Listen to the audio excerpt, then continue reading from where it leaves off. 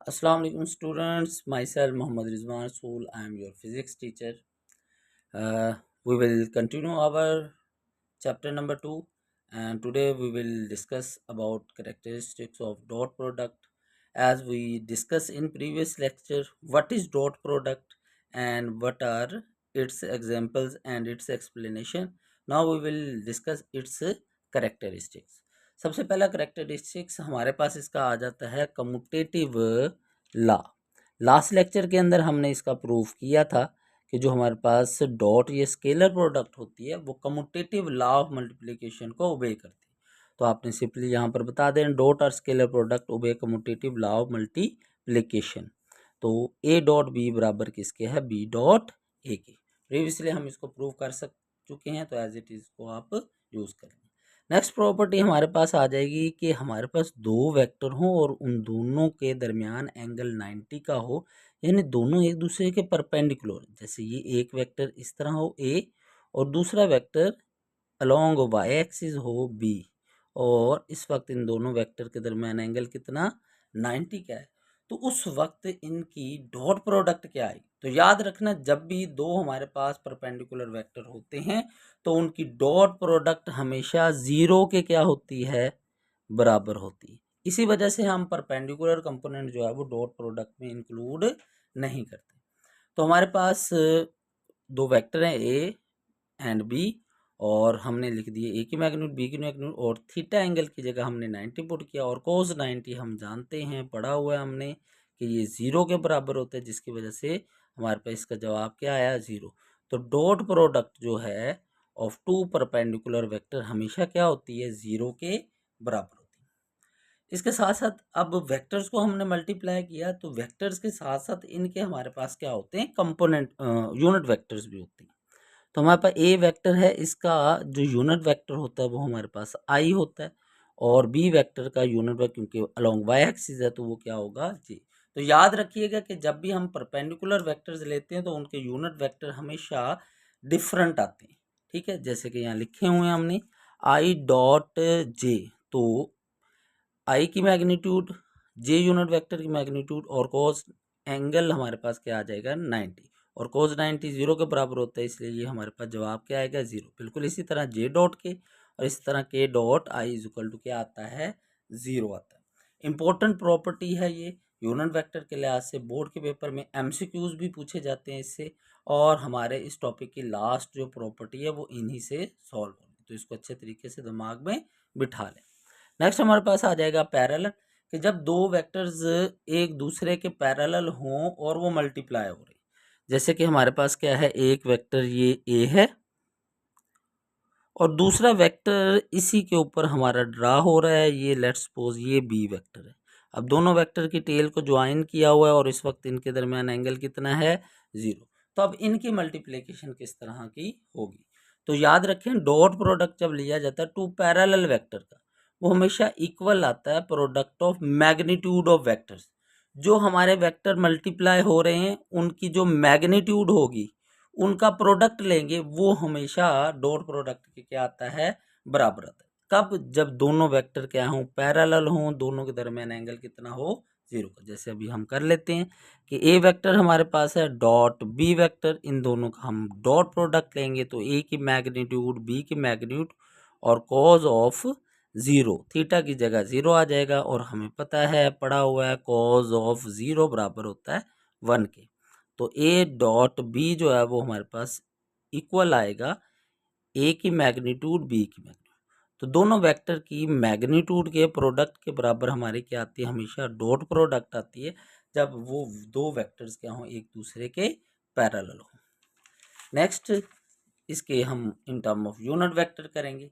तो याद रखें जब भी आपके पास दो पैरेलल होते हैं वेक्टर्स, तो उनके यूनिट वेक्टर हमेशा सेम आते हैं। जैसे कि हमारे पास यहाँ I unit vector, J unit vector J, और K unit vector dot K unit vector.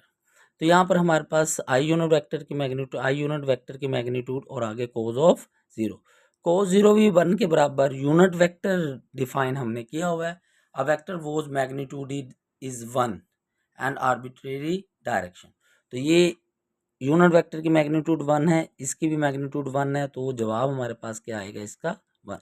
इसी तरह जे डॉट जे और के डॉट के, इसका भी जवाब हमारे पास क्या आएगा 1। यानी कि दो पैरेलल यूनिट वेक्टर का डॉट प्रोडक्ट हमेशा 1 के क्या होता है, इक्वल। याद रखिएगा बेटा, ये भी आगे हम इस्तेमाल करेंगे। नेक्स्ट हमारे पास आ जाता है इसकी fourth property, that is anti parallel.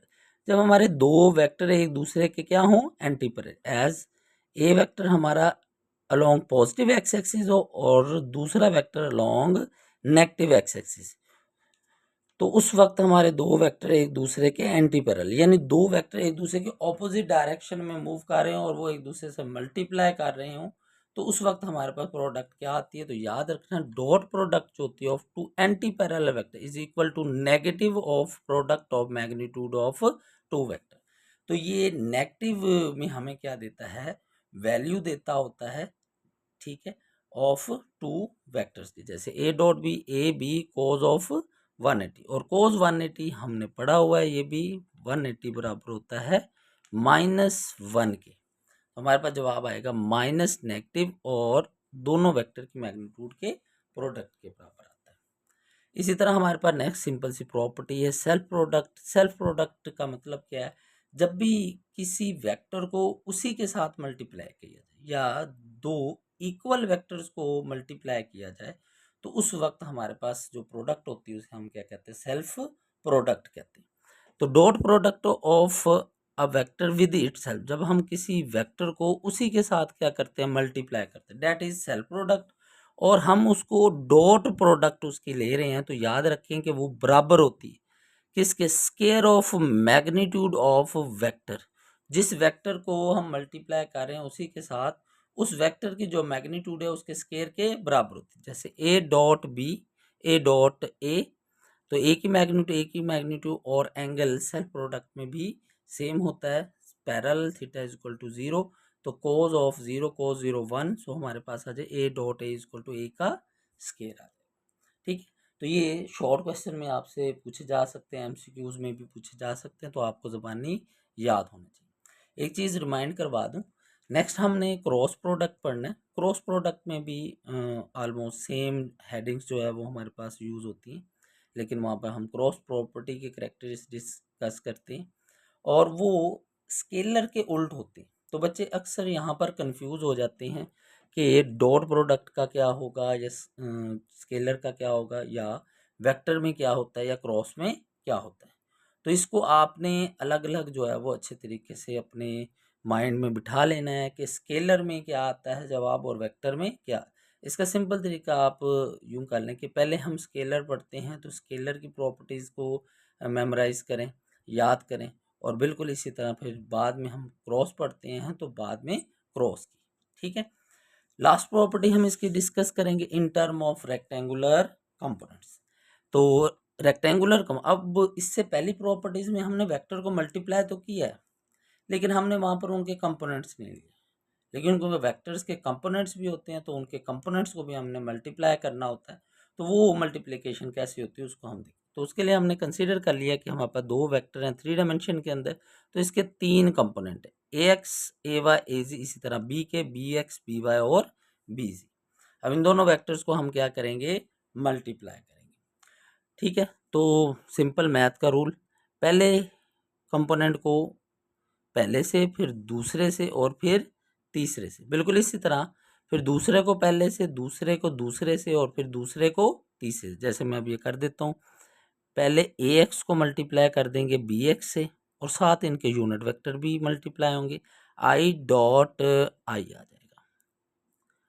बिल्कुल इसी तरह हम फिर ए एक्स को बी वाई से करेंगे तो ए एक्स बी वाई आ जाएगा और साथ इनके unit vector I dot J आ जाएंगे।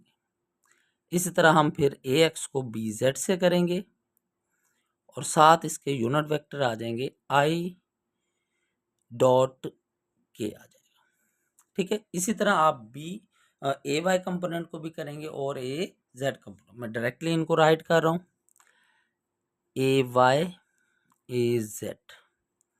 इसी तरह यहाँ पर ए वाई ए जेड और इसी तरह यहाँ पर ए वाई ए जेड। और यहाँ पर बी एक्स, यहाँ पर बी वाई और यहाँ पर बी जेड। अब इनको देखते हुए इनके यूनिट वेक्टर लिख दें। वाई और एक्स है तो जे डॉट आई आ जाएगा। बिल्कुल इस तरह जेड और के है, जेड और एक्स है तो के डॉट आई आ जाएगा। बिल्कुल इस तरह नेक्स्ट में वाई है तो जे डॉट जे आ जाएगा। और यहाँ पर जेड और वाई है तो के डॉट जे आ जाएगा। नेक्स्ट इसी तरह वाई एंड जी है तो जे डॉट के आ जाएगा। और यहाँ पर के डॉट के आ जाएगा। तो ये डायरेक्टली मल्टीप्लिकेशन का एक सिंपल सा तरीकाकार है। इस तरीके से कर लें, टाइम की बचत हो जाती है, या स्टेप बाय स्टेप आप इसको कर लें। अब यहाँ पर हम अपनी प्रॉपर्टी जो हमने अभी यूनिट वेक्टर की पढ़ी थी वो हम देखते हैं।